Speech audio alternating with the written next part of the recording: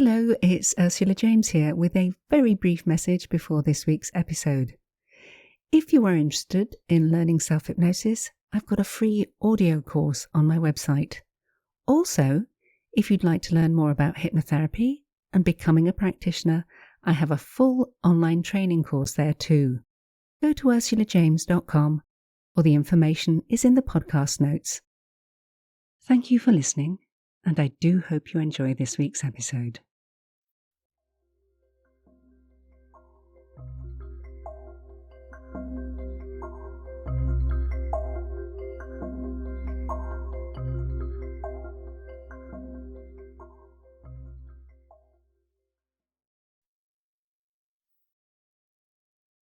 Sit down or lie down.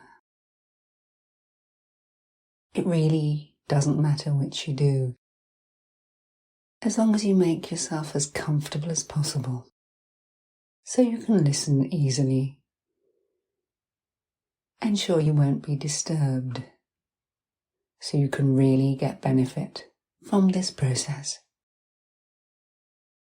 So, take 3 deep breaths. And as you do, allow the shoulder muscles to relax. Let them warm. Allow your shoulders to drop. Let your mouth part a little, allowing the muscles of your jaw to ease. So many of the tensions from our day we hold in our jaw, so you can just let those muscles relax now. And if at any part during this process you find yourself yawning, that will be fine, just fine. As your body allows those muscles, the muscles of your jaw, to stretch and relax, releasing tension as it does so. Focusing in on your breath, taking 3 deep breaths. Once more, deep breaths. Letting your muscles relax. Allow them to relax. And your muscles can start to warm and loosen. You may at this point find yourself moving around a little to make yourself even more comfortable as the tension leaves your muscles. Relax.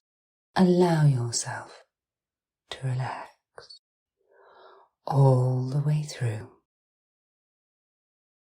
And it may seem counterintuitive, but the more relaxed you are, the more able you will be to connect with the part of you that motivates you best. This part of you is a part of your mind that is awake even when you are asleep,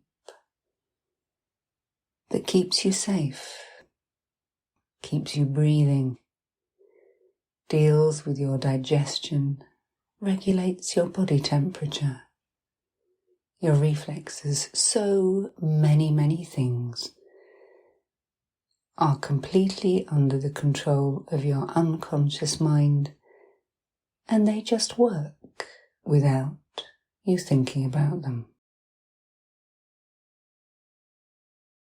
And I want you to know that it is also in this part of your mind that you can find what it is that motivates you best, helps you to get up and go, to do the things you know you ought to do and always feel better when you've done them, whether that is to exercise or to study or simply to do the day-to-day.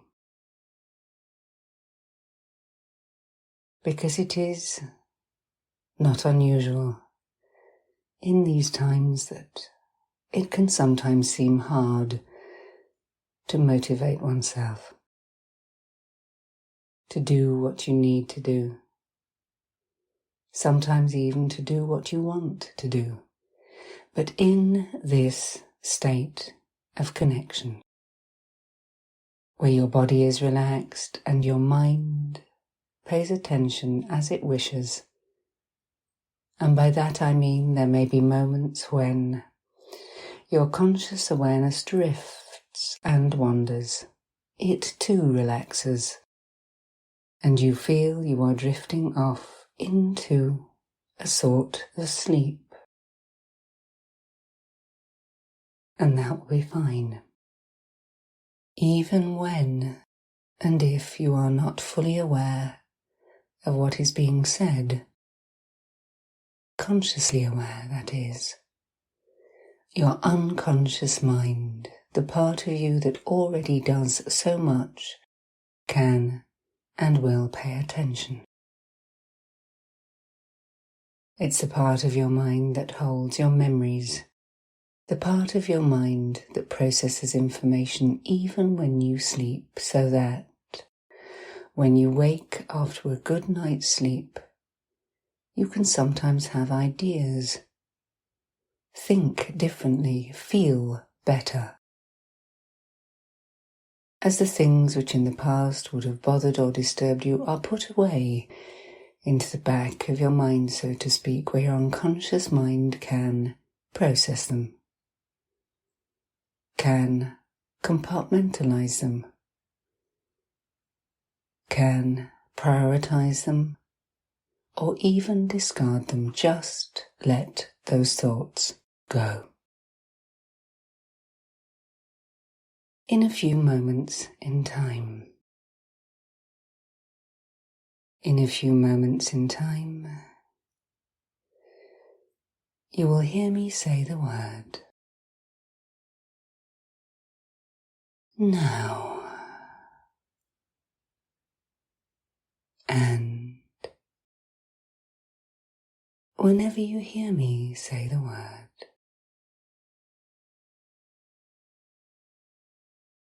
now,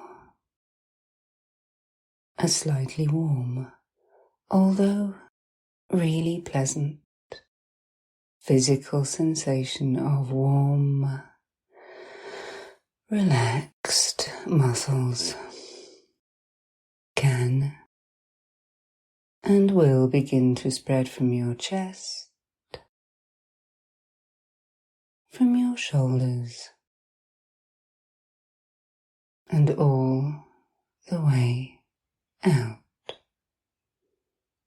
out through your body,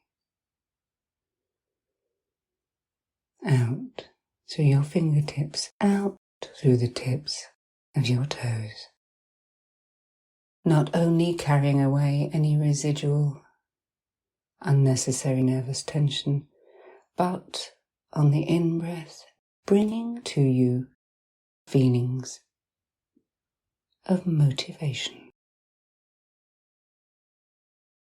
Not just feelings, but thoughts too. And in these moments you may not be consciously aware of what they involve. But I will tell you that at night when you sleep, when you dream, tonight, as a starter, in the morning you will wake with a different thought. And that thought might be, I'm going to get up now and I'm going to do X, whatever that might be. Something small, something you may have avoided, something that by doing it, you start the ball rolling. And it could be absolutely anything. It doesn't matter how minor it might be. Brushing your teeth standing on one leg. I don't know. It could be anything. doing something which you know will start you getting into the habit of doing things. And leaving the question why in the past. And just get on with it, whatever it is, no matter how small. And perhaps after this process, you might make a note for yourself of 1 or 2 things you want to get done.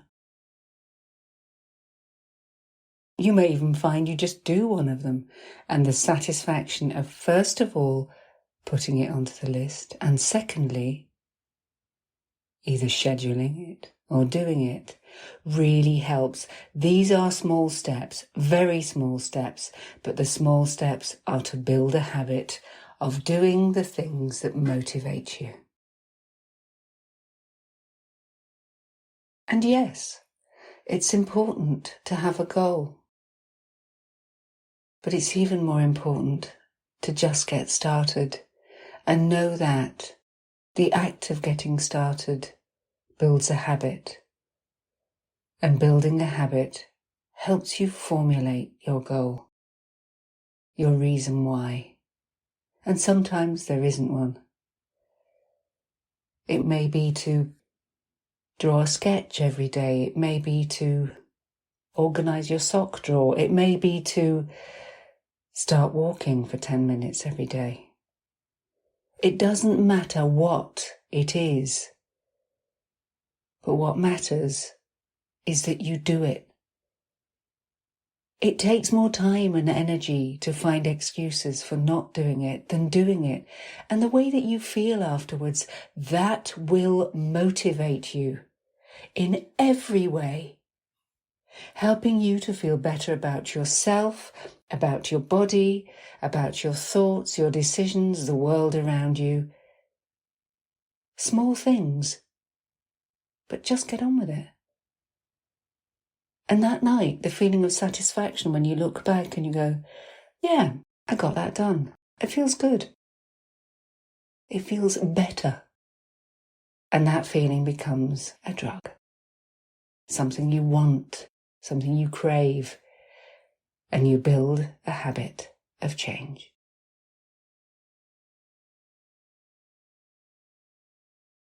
Just rest for a moment now and know that it takes more energy to make excuses than it does to do something. And I'm just going to give you a moment in silence for you to think about something small that you can just get on with after this to kickstart your motivation.